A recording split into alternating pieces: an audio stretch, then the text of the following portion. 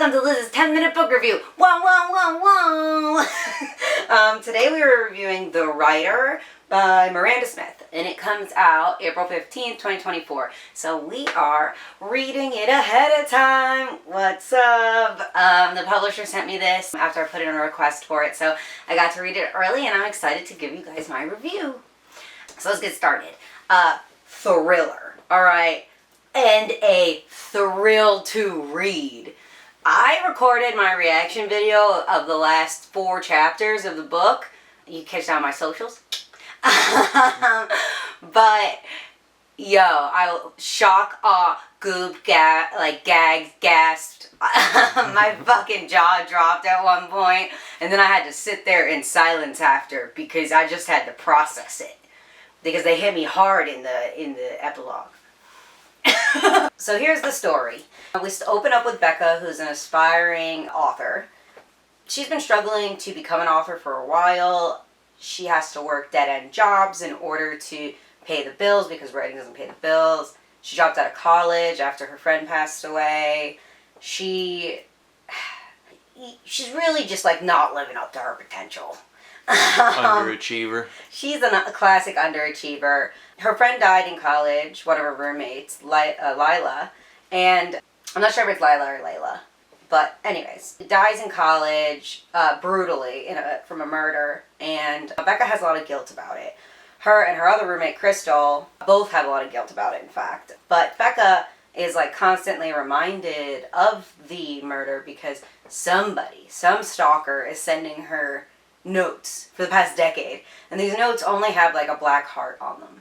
And the reason for the black heart is because their friend Layla, who died, had a black heart tattoo. And sometimes they'll say a note on them like fraud or like just something mean. At the 10-year reunion or anniversary of Layla dying, it just said remember with the black heart, right? So it's just somebody messing with her. And every time she thinks that they're going to end or that the person stopped, she gets some more. So, okay, she's in her early 30s. Crystal, her old college roommate, actually just moved back in with her because her life blew up a little bit. Like, she's doing well. She's a successful realtor, but she just broke off her engagement. She just needs to get back on her feet. So she moves into Becca's spare room. So, just like college, you know? So the book starts with her kind of talking about, like, her deep feelings about being a failure as an author. But one thing that she has that is worth her time and kind of gives her inspiration is this group called the Mystery Maidens. Cool. Right? The Mystery Maidens is an all-female writers group started by a local college professor named Victoria. You have Danielle, the lawyer. You have April, the stay-at-home mom. You have Becca, who's the loser. And then the most recent addition is Marley. Marley is actually a student of Victoria's at the college. And that's how they met. Marley showed Victoria this amazing story called Rosebud, which just gave me a little giggle. So y'all know what a rosebud is. She reads this amazing story, Rosebud. Everyone in the group is enthralled by her. So Victoria lets her in the group. She makes the exception for a student to join. That's it. That's their group. And it's just women who write mysteries or thrillers or, you know, that kind of genre. Becca is really skeptical of Marley. She's like, something's not right about this little bitch. She doesn't pass the sniff test. She doesn't pass the sniff test. She's skeptical of her. She actually starts researching into her. And as she's looking into her, there's a story that Becca writes for the group. And the story isn't actually a story at all. It's actually how Lila dies. And she shares it with her group. And the group is like, this is a great thing. A couple days later, a college student at the town, in that same college town that they're in, dies the exact same way that was described in the story. Oh, really? Oh, really? and she's like, it's gotta be this Marley girl, right? That's a real big jump to conclusions, Becca. Who else has access to her stories to the point of that specific detail? Yeah, but why does she show up now? I figure it's somebody... There's a couple of things that make you kind of believe it. Fair enough. Anyways, so she writes another story about a man getting pushed off a bridge in hopes to lure the killer out. So she shows up. Oh, mind you, the dead girl at the college, her body was found with a black heart. So now you're like, oh shit, Yeah, it's all definitely, connected. yeah, okay. Even though she wasn't sure for a really long time. And she's like, maybe Marley is working with someone older. I mean, Marley would have been in grade school when Lila died. You know, she just can't figure it out. She does this research into Marley. Marley plagiarized that Rosebud story. It's actually a totally different author's story. And she gave it to Victoria in hopes to get into the Mystery Maidens. And she writes this story about something pushed off a bridge. She shows up there, right? In the story, it's like midnight, tonight, at the bridge. She gets there, midnight comes and goes, and she's like, I guess it's not going to happen. So she's walking on the bridge, and she sees an envelope with a black heart on it. She walks up to it, and it says inside, you know, you're better than this. Like, you're better than this, Becca. What, you thought you could play tricks on me? and an article of Lila's death. So they're fucking with her. They're fucking with her heavy.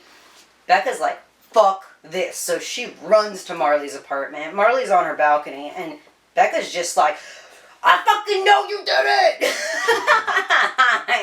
And Marley's like, calm down. She's like, you're a murderer! She's like, I'll contact. I'm talking to you. I'm coming down. I'll meet you at the diner in 10 minutes. And Becca's like, what the fuck? Was she not like, leave me alone, you crazy bitch? Right, yeah. She's agreeing to meet with me. Did she do it? They meet at the diner. Becca confronts Marley. Marley's like, hey, you know, your theory's not wrong. I actually believe you.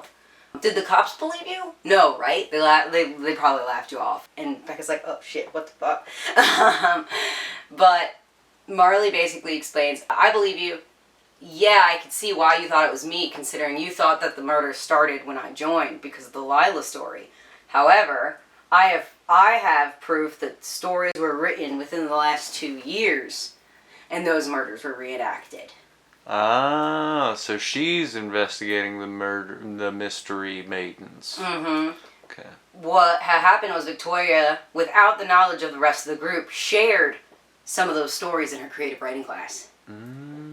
Marley read it and was like, then the murder happened of a man. She's like, this is very, very specific. Right. Like, feels like a very uncomfortable coincidence. So then another murder happens. So 2 murders within 6 months of each other, then like a year and a half go by, now the murder of that college student that was just like Lila's murder. So now Marley and Becca are working together. Becca makes sure not to tell Marley about the black hearts, though. Very wise. Yeah. Key point. And then also Marley excuses herself. She's like, I'll see you soon. And she leaves. And Becca's just sitting there. She's like, I need another cup of coffee. I need to think. And she, because she's a smart woman, recorded that whole conversation. That's something that I always fucking yell at books for. I'm like, you have a phone. You couldn't record it, really? She didn't. That's Some it. people don't have the presence of mind. Some people are stupid. You're right. But this character's not that dumb, even though she's a total failure. Now they're working together. And turns out there was a man who was pushed off the bridge the same night that story was written, the same night that Becca was there, but 2 hours after midnight. So it happened at 2 a.m. We find out that the cops find this out. When they find the dead man from the bridge, guess what's in his pocket? Black heart. Not a black heart. The story that Becca wrote about a man dying from getting pushed off the bridge. Like her actual, or like a printed version of her story. Alright. Inside this guy's pocket. Right. So they're like, oh, we gotta go talk to Becca. Yeah. So they go and they go talk to Becca. Hey, did you push this dude off the bridge? Yeah, and she's like, no, but I have a theory. Right. Tells them the theory. She's like, Marley believes me. Talk to Marley. Marley talks to them. They're like, okay. And now they're all investigating the Mystery Maidens, and they're all pissed at Becca. I mean, April's a mom. She's like, what? I have kids to think about. Like, what are you doing?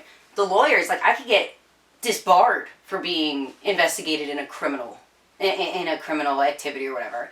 Victoria's like, I could be fired from my job for this. So they're all pissed at Becca. They all let her have it.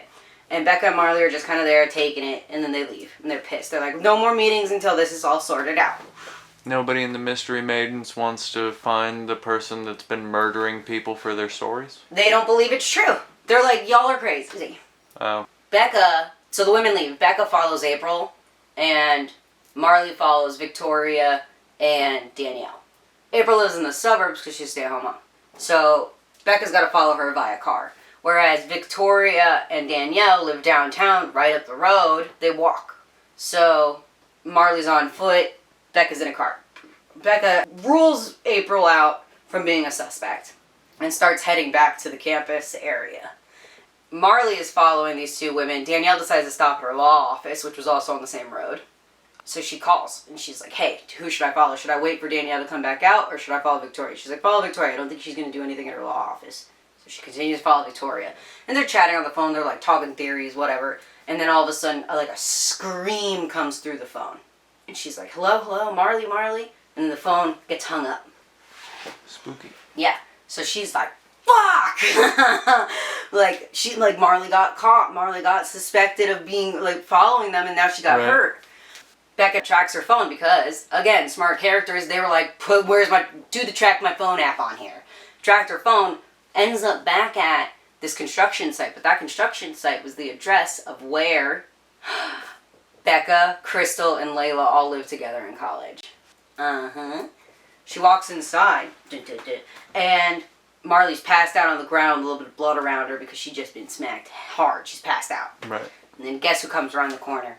Love. Danielle. Oh, damn it. It was Danielle! And she got a hammer in her hand, and Danielle confesses to the whole thing. She confesses to everything, except for the murder on the bridge. But she's like, Lila was my best friend growing up, blah, blah, blah. We find out that not only was Danielle Lila's best friend, but she was a possessive, controlling friend, and she had found out that she ditched her to go out with the other girls the night that she was murdered, and Danielle's actually the one that killed Layla. Yeah. She was the one who killed those other two people from the story. She is the one who killed that other girl on campus, just like Lila was killed. But the guy on the bridge, she does not cop to. But she gets pinned with that murder anyways. So Danielle's all locked up now. A year later, Marley and Becca wrote a book about their experience.